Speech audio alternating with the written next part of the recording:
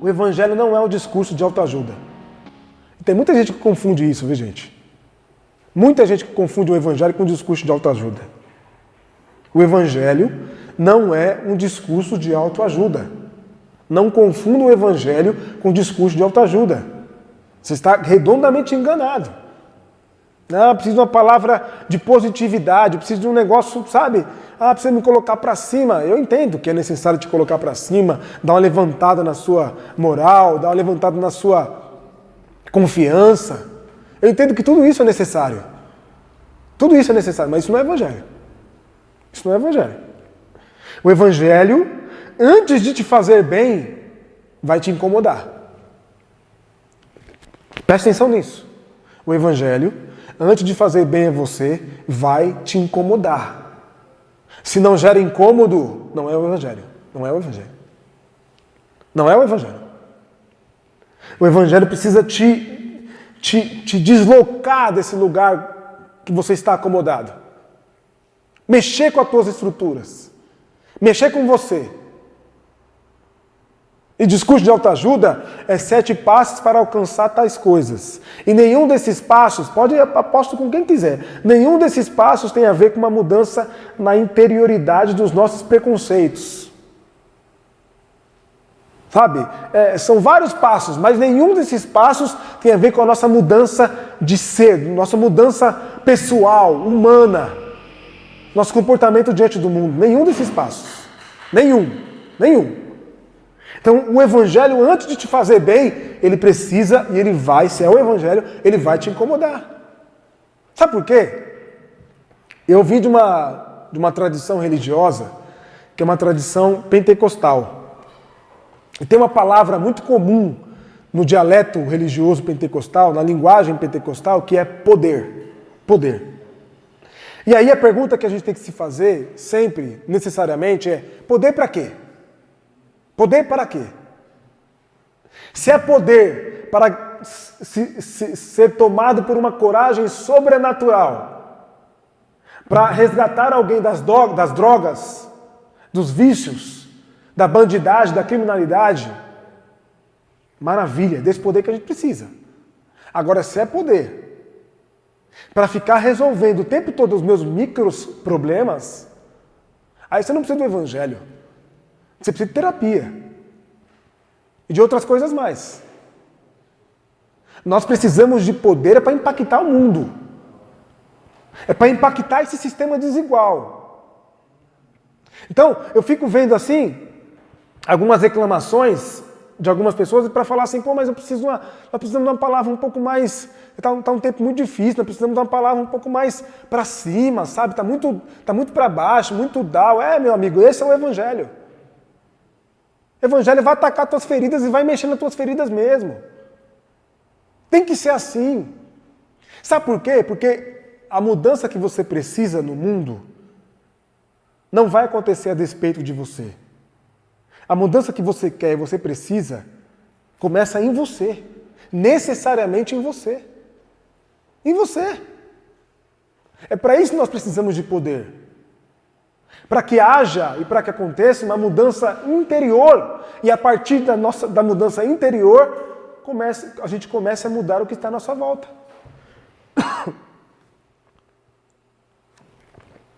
Está entendendo onde eu quero chegar? O que eu quero propor? O evangelho não é discurso de autoajuda. Eu nem vou dizer que eu tenho alguma coisa contra a autoajuda, porque a autoajuda ajuda muita gente. Inclusive os autores de autoajuda. Né? Nem vou dizer que a autoajuda não ajuda. Ajuda. Mas o evangelho não é isso, gente. O evangelho não é isso. Sabe, o evangelho não é condescendência. O evangelho não é fazer vistas grossas para alguma coisa. Não, o evangelho é enfrentar a raiz do mal que há em nós. Das nossas personalidades, dos nossos preconceitos. E nós somos uma comunidade que não para de fazer esse exercício. Não para de fazer esse exercício. A nossa espiritualidade é uma espiritualidade nesse sentido. Por quê que tem que ser assim? Porque o evangelho só faz sentido para nós se ele transformar as pessoas. O que faz o discurso de autoajuda? Ele acomoda as pessoas. É como se empurrasse para debaixo do tapete algumas coisas. E aparentemente está tudo resolvido, mas uma hora isso vem à tona. E não está nada resolvido. O Evangelho não é isso. O Evangelho não é isso. O Evangelho é nas entranhas. O apóstolo Paulo diz que é uma espada que vai na raiz, na divisão da alma e do espírito.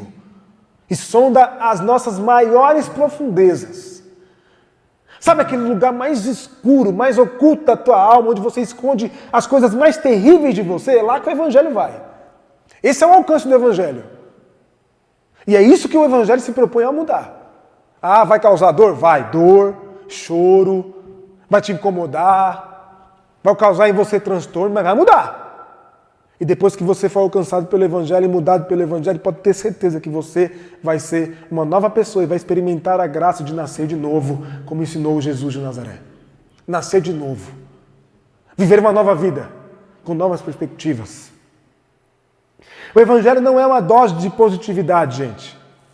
Sabe aquelas frases que a gente tira do contexto e começa a lançar com artes nas redes sociais? O Evangelho não é uma dose de positividade. Não é. O Evangelho é uma grande quantidade de realismo e esperança. Ah, mas vocês pregam e às vezes é muito frio, é muito cru. É, porque o Evangelho é isso aí mesmo. Como é que foi Jesus diante do Pedro? Como é que foi Jesus diante dos discípulos que estavam o tempo todo tentando, de maneira inconsciente, indireta, boicotar o ministério de Jesus? Como é que era? Ah, Pedro, vem cá, Pedro, vem cá. Ô, Pedro, não é assim, não é assim. Não. As palavras de Jesus sempre foram no sentido de, gente, vocês não perceberam ainda onde eu vou chegar?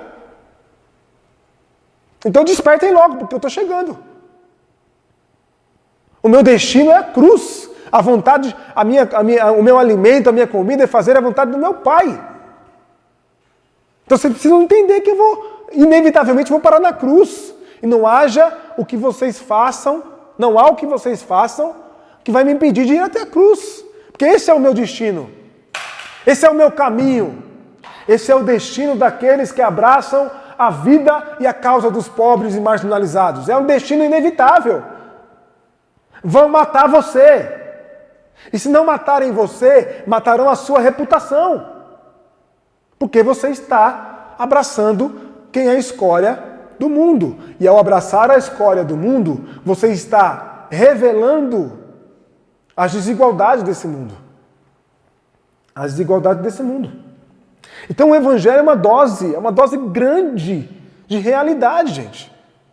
Se você quer discursinho que vai te levar para cima, bota um fundo musical aí para ficar um pouco mais para cima e não sei o quê, não busque no Evangelho. O Evangelho não é isso. O Evangelho não é isso. O Evangelho é radicalidade. É na extremidade das nossas dores e dos nossos problemas. Isso é o Evangelho. O Evangelho é uma dose grande de realidade, realismo e esperança. Qual esperança? Aquela dita por Paulo Freire. Esperança do verbo esperançar. A gente vai construir um mundo novo. Nós estamos sinalizando que o reino de Deus já chegou. E para isso fazer sentido, nós precisamos entender que é uma construção que precisa de todo mundo. O tempo todo. É por isso que eu disse aqui no começo, brinquei, aqui mencionando João, que a gente não cansa de dizer as mesmas coisas, porque é sempre necessário dizer as mesmas coisas. Porque parece que as pessoas se distraem. E pelo Evangelho, diante do Evangelho, as coisas distraem a gente. A religião pode ser uma grande distração. E nós não podemos nos distrair. O Evangelho não é uma receita para o sucesso, mas é uma proposta de novos significados, novas importâncias. Com o Evangelho você não vai ser bem-sucedido. Do jeito que o mercado quer que você seja bem-sucedido, você não vai. O Evangelho não é isso. Evangelho não é uma receita pronta para alcançar o sucesso. Não é. Nunca foi. O Evangelho é uma proposta de vida com novos significados e novas relevâncias. É o que eu disse. É o que eu disse.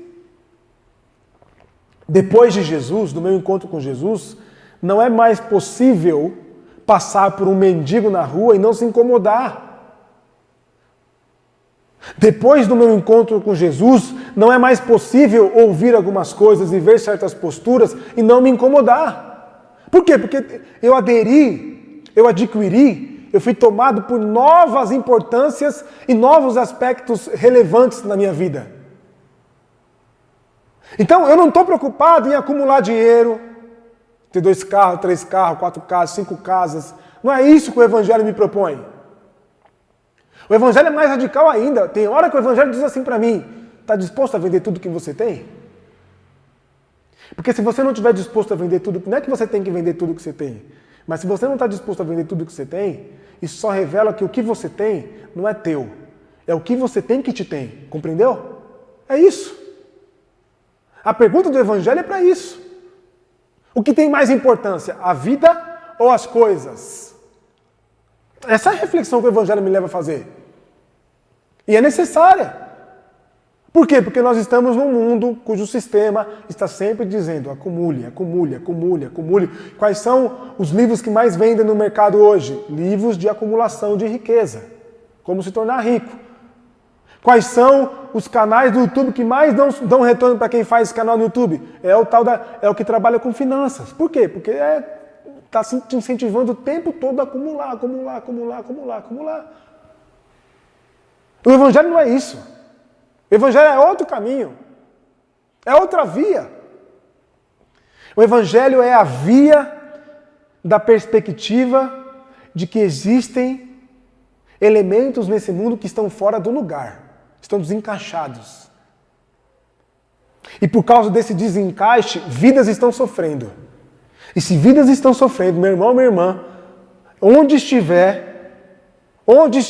as vidas sofrendo, aí devemos estar nós que ousamos dizer que seguimos Jesus de Nazaré. Porque seguir e dizer que segue Jesus de Nazaré é uma tremenda de uma ousadia.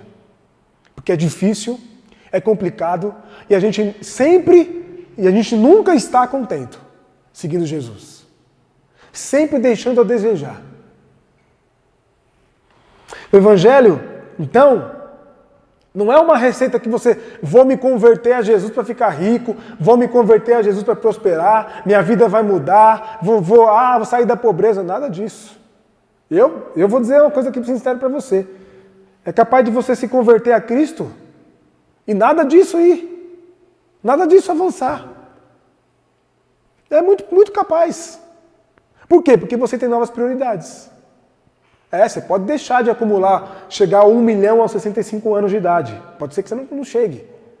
Mas você vai fazer bem a tantas pessoas durante a sua vida que esse 1 milhão é insignificante. Isso é o Evangelho.